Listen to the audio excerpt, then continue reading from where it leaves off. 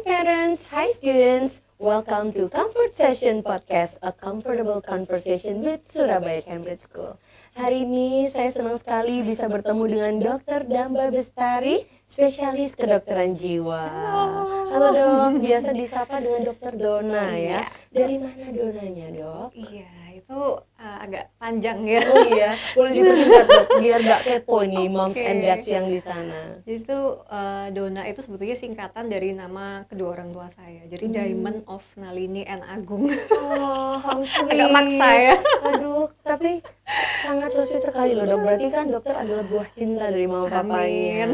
Nah, dokter sehari-hari kesibukannya sebagai psikiater ya dok di Rumah Sakit Dr. Sutomo dan Unair Hospital. Dan juga dosen juga ya, mengajar mahasiswa pastinya. Dan dokter adalah mental health dan suicide prevention enthusiast. Dok, kenapa sih kok suka banget, maksudnya berminat dan concern di mental health dan suicide prevention ini? Iya, soalnya memang apa ya, dulu saya waktu masih sekolah itu ya, saya sih mikir ya kayaknya apalagi zaman dulu ya, kalau sekarang kan udah awareness-nya udah tinggi, dulu kan masih sangat anti mainstream ya. Saya merasa ya apa ya, kita manusia tuh baru bisa utuh ketika kebahagiaan kita itu juga lengkap. Nah, saya ingin mengembalikan kebahagiaan dengan cara bekerja di bidang yang dalam bidang kesehatan mental gitu deh. Iya. Dan pastinya hari ini kita akan mengajak moms and dads dan juga students untuk mengeksplorasi kesehatan mental remaja, termasuk fenomena self harm ini dok. Dan pastinya bagaimana strategi untuk anak-anak remaja kita untuk bisa mencegah self harm dan juga mengatasi rasa cemas mereka supaya mereka juga bisa mencari bantuan dan dukungan saat menghadapi masalah tersebut dok. Nah, dokter, secara kita tahu ya pada umumnya Gen Z ini adalah generasi yang paling aware ya dengan kesehatan mental dok. Iya. Nah, tapi di saat yang sama ternyata kesehatan mental mereka jauh lebih buruk dibandingkan dengan generasi-generasi lainnya dok. Kalau menurut dokter, apakah yang menyebabkan penurunan kesehatan mental Gen Z ini? Oke. Nah, ini memang ada beberapa pro dan kontra ya terkait kesehatan mental Gen Z atau Gen Z itu ya. Dari beberapa ahli yang pernah mengatakan memang karena kalau kita ngomongin satu generasi ya, tentu kita juga nggak cuman ngomongin generasi itu aja ya dalam hal ini Gen Z, tapi juga generasi-generasi di atasnya, karena peran mereka juga tentu membersamai si Gen Z ini dalam bertumbuh kembang. Nah, katanya sih karena memang orang tuanya Gen Z ini ya, yang mungkin lahirnya di tahun kira-kira 50 ke atas ya, mungkin 60, 70-an ya, dan Gen X juga ya kayaknya ya. Nah, itu kan terutama misalnya di Indonesia ya, zaman-zaman itu kan memang banyak ya pergolakan, misalnya ya zaman-zaman setelah kemerdekaan gitu ya, terus kemudian pemberontakan, terus kemudian juga ada reformasi ya, krisis moneter. Nah, bisa dibilang zaman susah gitu ya mungkin ya. Nah, akhirnya mereka sendiri juga stres nih, generasi orang tuanya Gen Z ini. Akhirnya karena dulu awareness dan akses ke kesehatan mental itu juga sangat terbatas, jauh dibanding sekarang. Stresnya mereka unresolved ya. Akhirnya mereka punya anak ya masih membawa stres dan trauma itu. Akhirnya pola asuhnya mungkin juga jadi cenderung mungkin agak otoriter ya, over critical, atau justru over protective, karena mereka aku nggak mau nih anakku nanti mengalami hal yang sama. Benar, mengalami hal yang sama, hidup susah, nggak mau, aku jadi melindungi sekali. Nah, akhirnya udah gitu Gen Z ini kan memang dari kecil udah terpapar sama yang namanya media sosial, teknologi lah ya, mungkin kalau media sosial masih ketika mereka remaja ya, dengan teknologi dan lain-lain, dan itu kan kayak membanjiri mereka dengan dopamin ya, zat yang instan, pleasure instan. Nah, akhirnya kayak mereka apa-apa tuh gampang gitu. Bener, akhirnya mereka juga jadi rentan, apalagi mereka hidup dengan media sosial. Kalau pas mereka remaja, itu kan banyak ya di media sosial tuh paparan-paparan sama hal-hal yang seharusnya mereka belum layak ya untuk terpapar. Ya misalnya apapun terkait misalnya tadi self harm atau Iya. suicide atau apa, mereka belum bisa memfilter, akhirnya mereka jadi rentan. Nah itu yang pro mengatakan bahwa mental health pada Gen Z jadi menurun ya. Nah tapi ada juga yang membantah karena katanya soalnya kan Gen Z itu tadi ya awareness-nya kan udah tinggi Betul. banget ya. Jadi mungkin aja sebetulnya karena mereka itu sudah sangat sadar sama kesehatan mental, jadi lebih terbuka, akhirnya mereka jadi lebih sering ke profesional. Jadi kayaknya, dan penelitian kan juga sekarang gampang ya, nggak kayak dulu. Jadi kayaknya statistiknya tinggi gitu. Padahal sebetulnya mungkin aja dulu zaman-zaman kita yang Sudah dulu masih ada. sudah ada tapi nggak terdeteksi. Betul, betul. Akhirnya jadi kelihatannya jauh banget gapnya gitu. Dan rasanya kok kalau misalnya mau dibandingkan kita yang sekarang ya, misalnya kita milenial ini yang udah mateng sama Gen Z yang masih remaja atau anak-anak, kayaknya agak susah ya, apa namanya, nggak apple to apple gitu kalau misalnya. Nah, kayak gitu deh mungkin ya.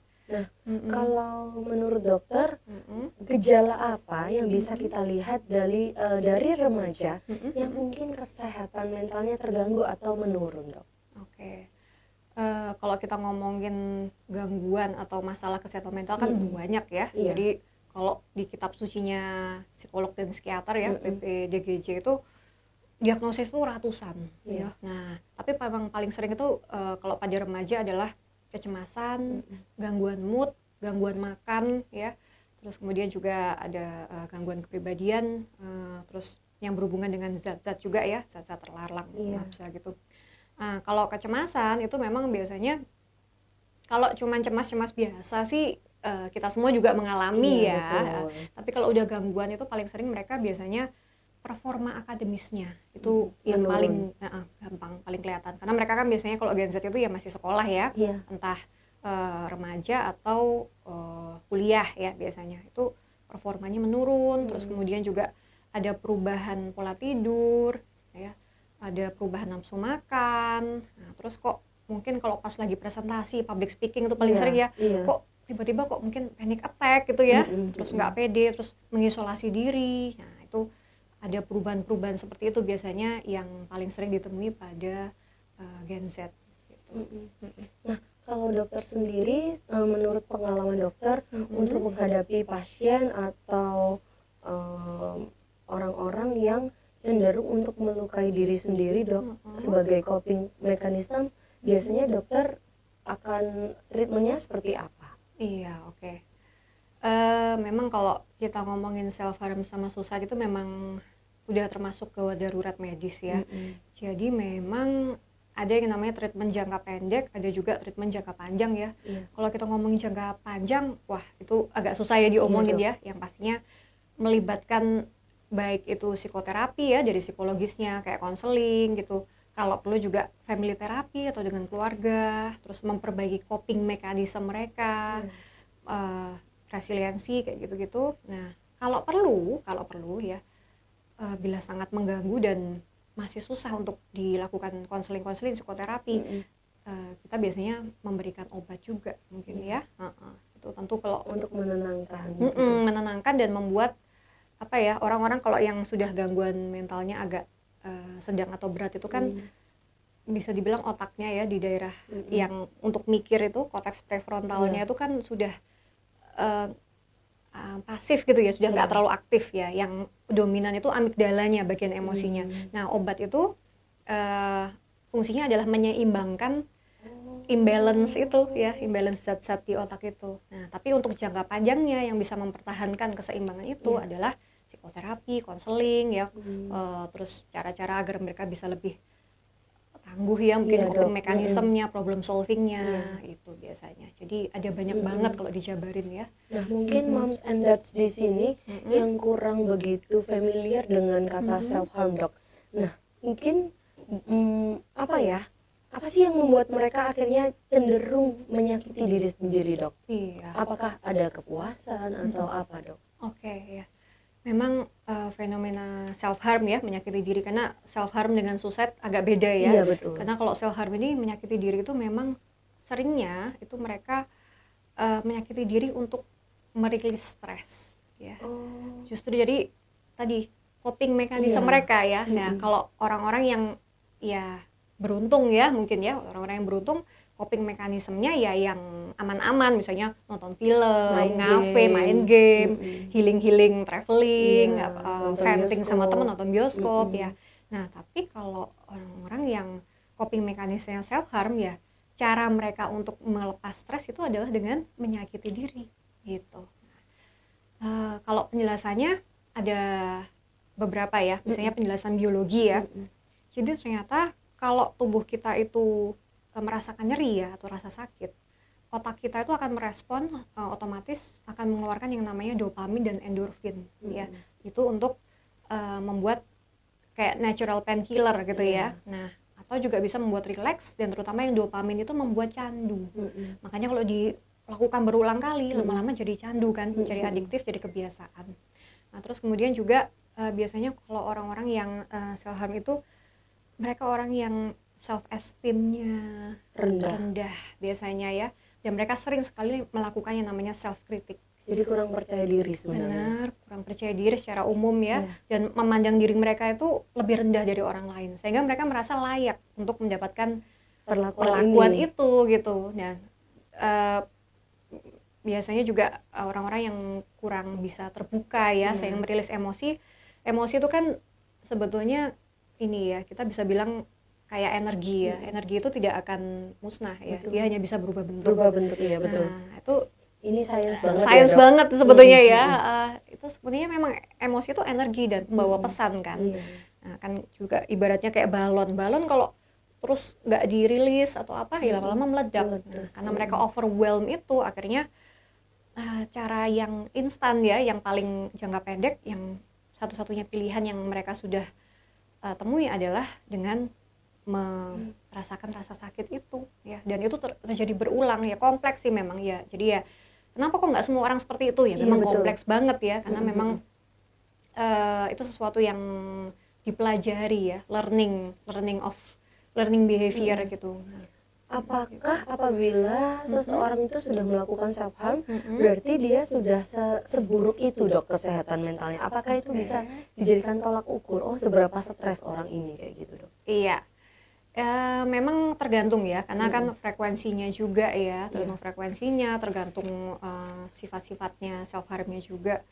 Kalau misalnya itu memang sudah sering sekali, mungkin iya ya. Jadi self harm itu kita bilangnya walaupun sekarang kalau di pedoman diagnostik juga ada ya diagnosis tersendiri, tapi lebih sering self harm itu sebagai gejala, bukan diagnosis utama. Jadi mereka biasanya datang bukan karena oh ini aku sering menyakiti diri, bukan, tapi karena aku kok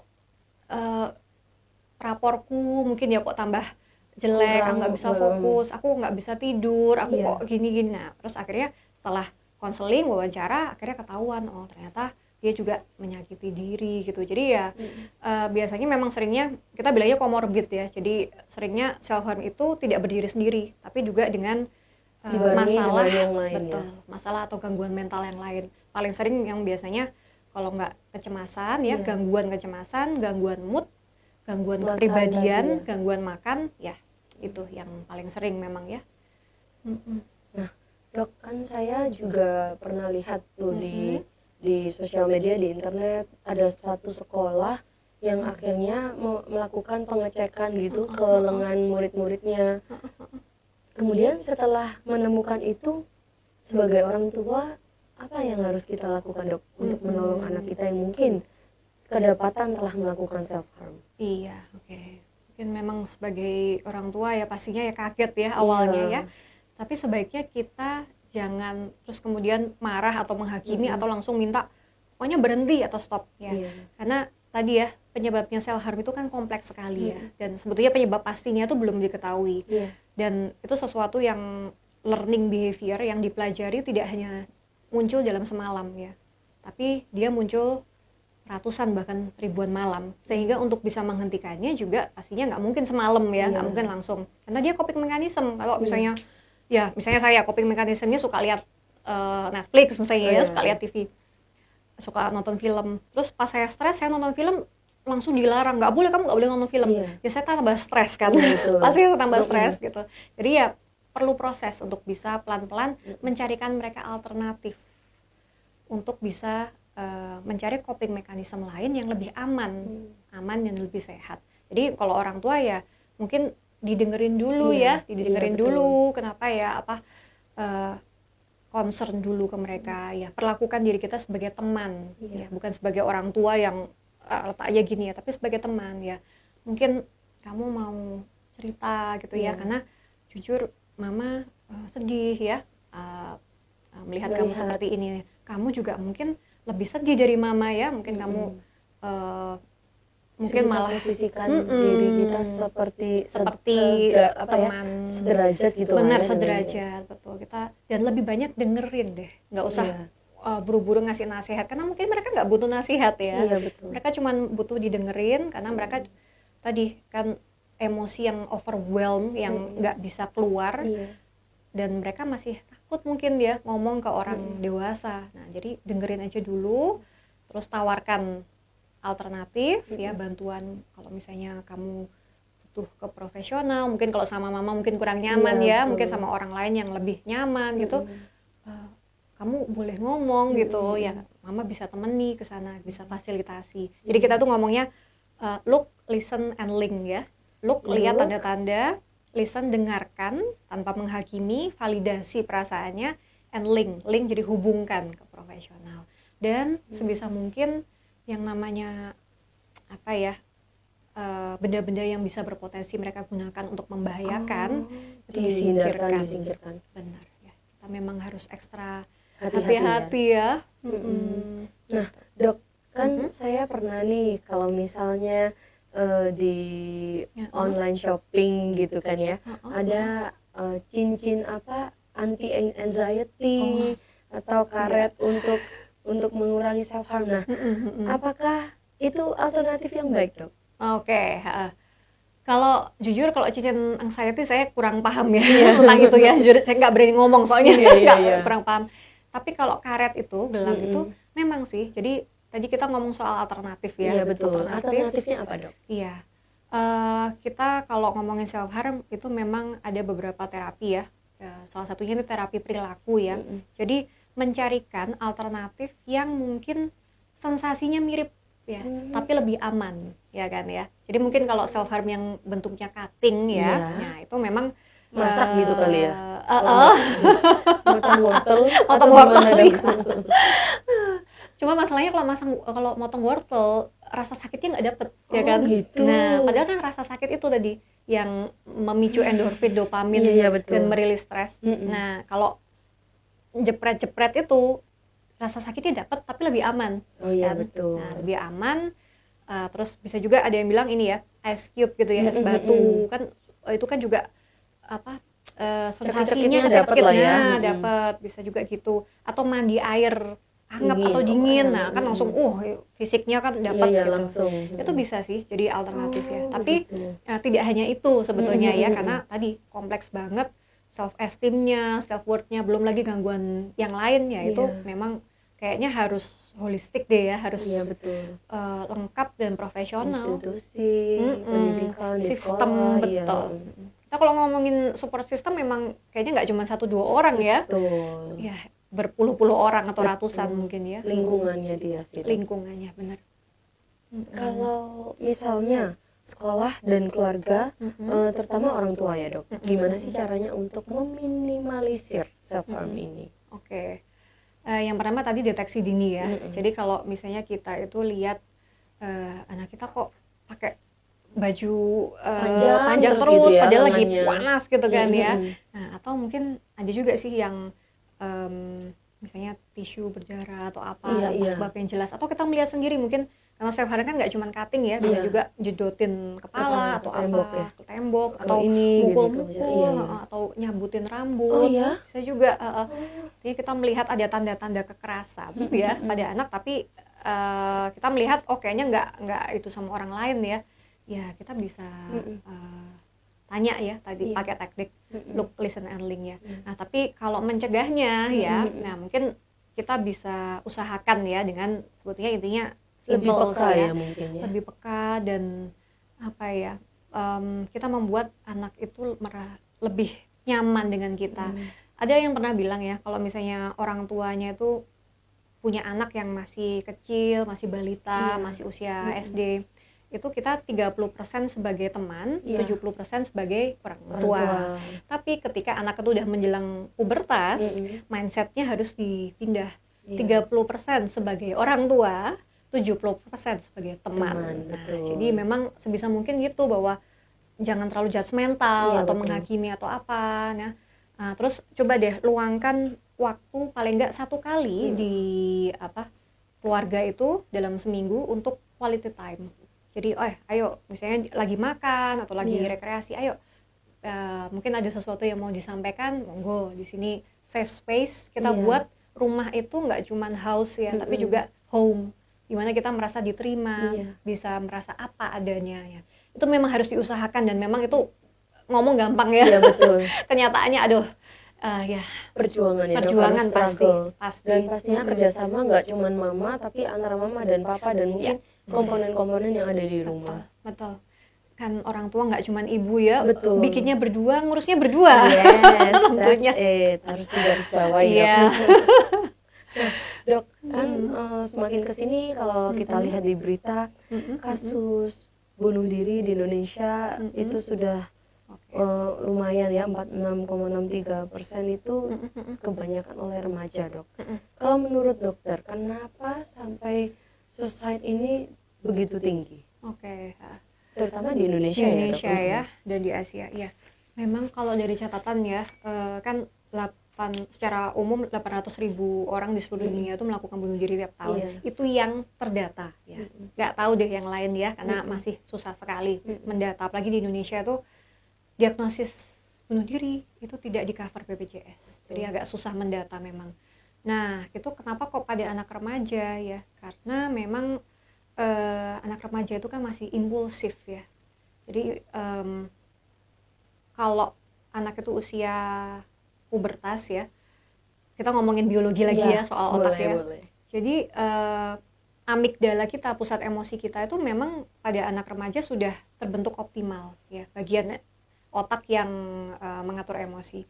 Sementara bagian korteks prefrontal ya, atau daerah yang pusat logika, self control, berpikir, memfilter mana yang iya dan realistis, logika, baik dan buruk, itu ternyata masih belum lengkap terbentuk pada anak remaja. Baru terbentuk itu secara lengkap ketika usia 25 tahun. Ya. Oh iya? Iya. Iya, mendekati 25 tahun. Jadi makanya kenapa kok kita ya mungkin ya, karena kita udah melewati itu ya, kita merasa relatif lebih stabil ketika usia kita udah 21 tahun ke atas ya. Itulah kenapa batasan dewasa secara global itu kan 21 tahun ya, karena memang sebetulnya secara neurobiologis gitu. Nah, akibatnya anak remaja itu karena tadi pusat emosinya udah optimal terbentuk ya, mereka kalau ngerasain emosi itu lebih intens. Jadi mungkin kalau kita masih anak kecil kan sedih itu ya nggak ini banget gitu ya, marah, jatuh cinta mungkin belum ya. Nah, tapi kalau udah remaja kan udah ya. Nah, tapi korteks prefrontalnya yang daerah remnya itu masih belum terbentuk. Akhirnya mereka gampang sekali misalnya ada emosi atau ya tadi paparan gitu ya. Itu self control masih sangat kurang. Jadi ada apa gitu impulsif akhirnya. Nah, makanya kenapa kok remaja itu sebetulnya masih sangat butuh guidance. Makanya kalau di film-film kan PG-13 itu sebetulnya nggak cuma pajangan aja ya, tapi memang harus didampingi.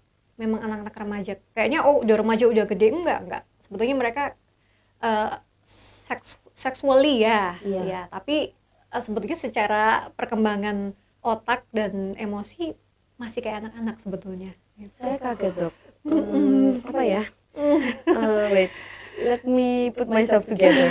Karena saya kira ketika remaja pun, maksudnya ya mungkin karena saya melihat diri saya sendiri, mungkin faktor keluarga itu penting, Dok. Iya. Ya kan? Mungkin saya keluarga dari keluarga yang begitu strict, begitu saklek gitu ya. Jadi saya baru sadar ketika dokter tadi jelaskan tentang usia dewasa seseorang, jadi relate sekarang kenapa remaja kok sebegitunya ya dalam bertingkah laku. Oh, ternyata karena mereka belum dewasa seperti itu. Saya kira kalau udah remaja itu udah tahu hitam putih gitu loh, Dok.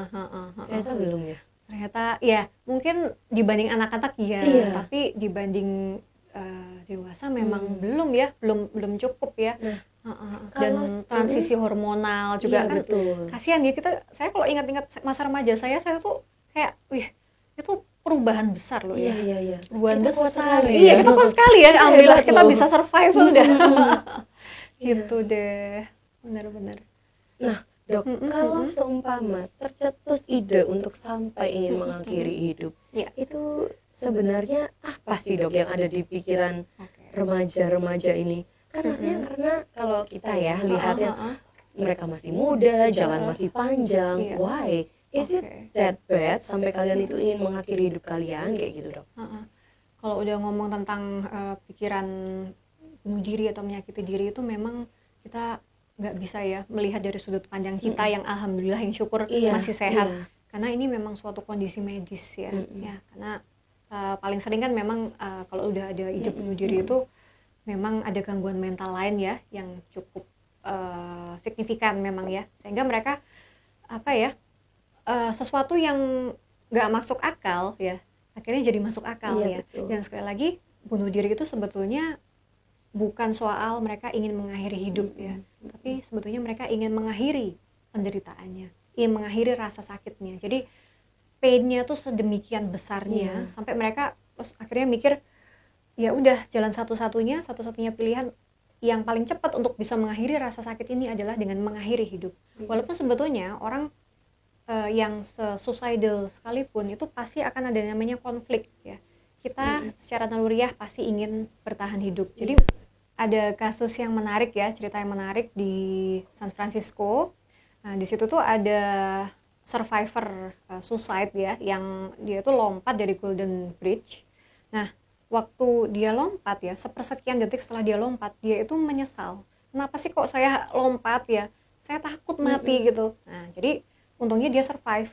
Setelah dia survive, dia bilang bahwa walaupun saya waktu itu ingin sekali untuk mengakhiri hidup dan dalam rasa-rasa kesakitan yang luar biasa, tapi saya tetap sebagai seorang manusia merasa bahwa saya tuh takut mati. Jadi selalu ada konflik. Di satu sisi ingin mengakhiri hidup, menyudahi, mengakhiri rasa sakit, tapi di satu sisi juga ingin takut mati gitu. Jadi konflik itu, nah celah antara konflik tadi itulah dimana kita bisa masuk ya. Dimana makanya sekarang lagi banyak digaungkan ya bahwa suicide is preventable ya. Itu bisa dicegah.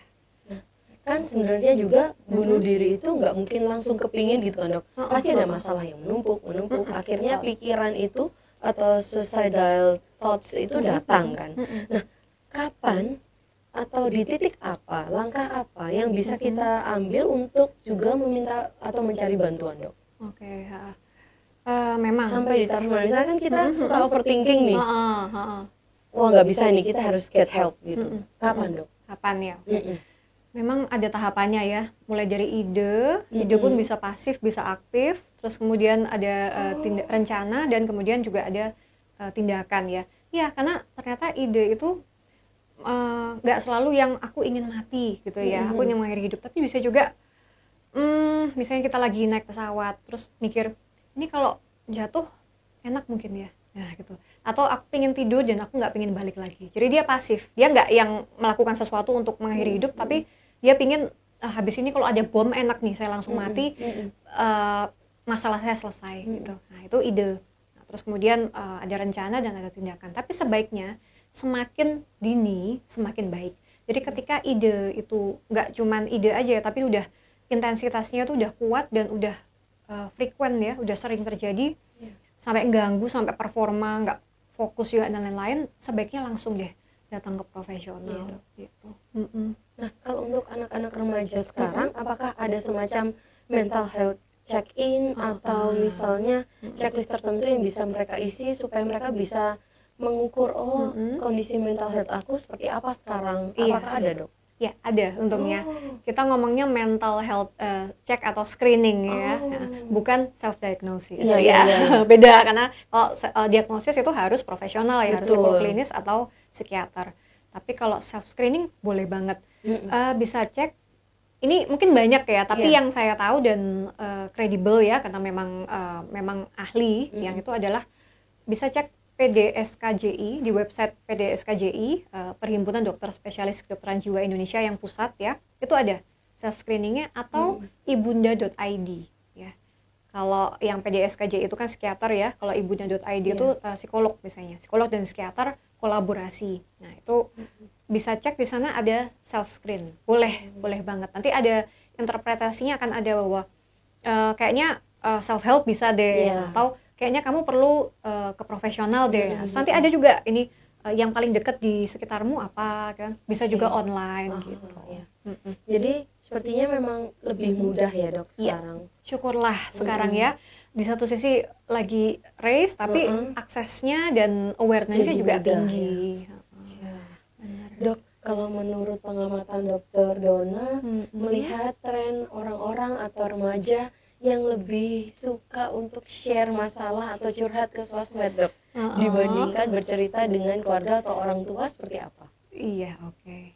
Ya sebetulnya memang kita nggak bisa biah-biah ya. Ada juga yang gitu, ada juga yang mungkin lebih nyaman sama orang tua ya. Betul. Cuma memang anak-anak remaja itu kan di fase, kalau menurut ini ya, Erik Erikson ya, di fase pencarian identitas ya. Nah, pencarian identitas itu mereka akan memilih peer grupnya ya, orang-orang yang seusianya. Media sosial itu adalah platform yang sangat sangat tepat ya buat mereka ya, karena kita bisa mengakses dimanapun. Nah itulah kenapa mereka lebih suka pakai medsos, karena kan medsos itu kan kayak dunia kita sendiri gitu ya. Nah kenapa mereka belum nyaman sama orang tua ya, banyak faktor. Bisa juga mereka mungkin kurang nyaman ya. Ada juga yang kan mereka tuh sebetulnya pingin ke profesional tapi orang tuanya masih nggak boleh gitu ya kan ya, buat awarenessnya gitu, ya. Terus mereka udah berusaha cerita mungkin tapi dijudge mulu. Nah kayak gitu orang tua nih. Tapi ya ini sebetulnya bukan masalah salah-salahan ya, karena kita semua generasi kayaknya harus introspeksi sih ya, karena kita kan pasti punya kelebihan dan kekurangan sendiri ya. Nah, intinya keluarga itu adalah tim ya, jadi kompak deh, timnya harus kompak memang. Harus sering quality time, ngobrol hati ke hati gitu ya, supaya kita juga bisa lebih tahu masing-masing hati dan pribadi dalam rumah itu maunya apa sih, kayak gitu ya. Oke dok, nah menurut dokter, kan tadi kita ngobrolin media sosial nih, untuk kesehatan mental remaja, apakah lebih banyak dampak positif atau dampak negatifnya menurut Dokter Donna? Oke, saya bisa bilang boleh nggak 50-50? Boleh ya. Boleh dong. Soalnya sebetulnya ya, tadi kita udah membicarain dampak buruknya ya, mungkin karena itu bisa diakses siapapun, terus bisa juga jadi platform untuk bullying ya, untuk ya hate comment ya, kayak macam-macam gitu, dan nggak ada standar kualitas ya, walaupun sekarang kalau beberapa platform itu juga sudah lebih strict kok ya, kan bisa report. Betul, ya, bisa ngeblok, dan kalau yang kontennya tuh terkait self harm, suicide dan lain-lain itu juga akan otomatis ya oleh platform itu akan di filter, di take down. Nah, kita ngomongin positifnya juga tadi, akses ya, awareness ya, itu sesuatu yang kita ya dulu ya mungkin millennials ya, Gen X, baby boomers, kita nggak ngalamin ya, kita nggak punya. Nah, tapi pinter-pinter kita aja untuk memilah dan memilih mana sih platform yang kredibel, mana yang enggak. Ya, jadi ya mungkin ya yang memang sudah dikelola oleh psikolog atau psikiater itu bisa dipilih. Itu dampak-dampak positifnya juga sih ya. Support group itu juga sekarang kan banyak juga ya body positivity dari medsos, campaign. Nah, itu positifnya juga. Baik dok, terlebih pada remaja, mereka kan sering kayak, I need privacy gitu dok. Nah, seperti apa cara kita orang tua untuk tetap bisa mengawasi konten-konten mereka dok?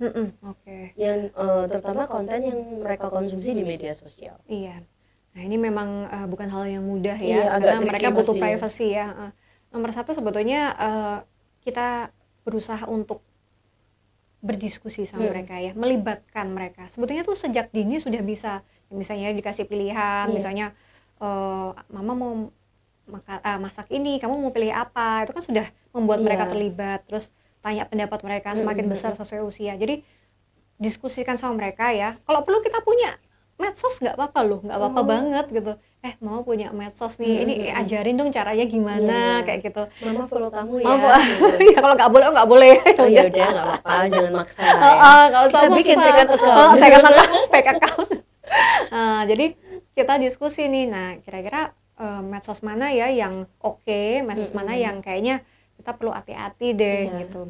Kalau perlu, sekarang kan ada aplikasi ya memang ya, aplikasi yang nggak cuma untuk anak-anak, tapi juga untuk remaja. Ya kita bisa diskusi, kalau misalnya kita pakai ini gimana. Jadi untuk kamu ya, jadi orientasinya untuk dia, bukan untuk orang tua, tapi biar lebih aman aja ya, biar kamu juga bisa fokus belajar, biar bisa memfilter dari hal-hal yang toksik ya. Kalau perlu kita bisa gunakan istilah mereka kayak gitu. Jadi dan jangan lupa kita harus jadi role model. Jangan sampai kita bilang gitu, terus kitanya HP-an terus, kita medsosan terus. Jadi karena itu sangat, apalagi anak-anak dan remaja itu kan meniru orang tuanya kan ya. Jadi ya kita juga harus gitu, kita harus batasi ya screen time kita bahwa udah ini kita ngobrol quality time, HP ditaruh ya. Nah, itu mungkin tips-tipsnya ya. Jadi orang tua harus tetap jadi role model yang baik buat anaknya. Setuju. Dokter, terkadang anak-anak remaja kita kalau misalnya mereka itu agak tertutup, tidak begitu terbuka dengan kita. Bagaimana cara kita bisa mengetahui gejala dari krisis kesehatan mental mereka, Dok? Sedangkan mereka sendiri nggak terbuka sama kita. Ya, ini memang yang paling susah ya. Kita bisa melihat perubahan itu ya dari mereka. Jadi kalau misalnya ada sedikit perubahan perilaku ya yang terus-menerus, misalnya aja kok sekarang tidurnya kok banyak amat gitu ya, kebanyakan tidur, atau malah jarang tidur, terus kok sekarang kok jarang main sama teman-temannya ya, ada perubahan gitu. Terus dulu orang yang rajin, anak yang disiplin, kok sekarang sering telat gitu kan. Nah itu ada perubahan-perubahan itu. Atau misalnya dia mulai ini ya, kalau misalnya suicidal itu, dia mulai ngomongin soal aduh kayaknya aku beban deh, kayaknya aku ini lebih baik gak ada gitu ya. Atau secara dari hanya pembicaraan itu kita sebenarnya udah red flag nih gitu ya. Iya, kita red flag. Atau bisa juga ada yang pamit gitu ya, pamit atau aku titip ya ini barang-barangku. Mungkin kalau anak remaja bukan barang uang ya, tapi mungkin kucing kesayangannya atau hewan-hewan peliharaannya titip ya. Kita kayaknya perlu serem deh, Dok. Perlu mulai aware sih ya dengan segala perubahan itu. Makanya memang itu kepekaan kita memang sangat diuji ya di sini. Jadi itu tadi mungkin beberapa risk factors yang kita orang tua tuh harus lebih aware lagi, lebih peka lagi terhadap remaja atau anak kita ya, Dok. Nah, kalau misalnya media-media seperti film, kemudian sosial media, apakah malah paparan-paparan dari internet ini yang bisa membuat para remaja kita meromantisasi keinginan mereka untuk bunuh diri, Dok? Menurut dokter apakah itu berpengaruh atau tidak? Iya, sebetulnya memang sekali lagi peer support ya, atau paparan dari entah itu media, entah dari teman-teman seumurnya itu memang bisa mengaruh sih ya, romantisasi itu.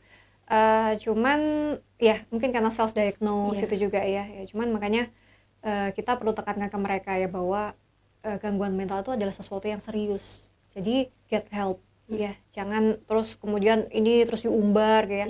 Dan orang-orang juga perlu tahu bahwa orang-orang yang misalnya self harm atau misalnya nulis aku pengen mati atau memperlihatkan luka-luka itu di medsos itu juga sebetulnya bukan hanya karena mereka ingin mencari perhatian ya, tapi mereka sebetulnya cry for help ya.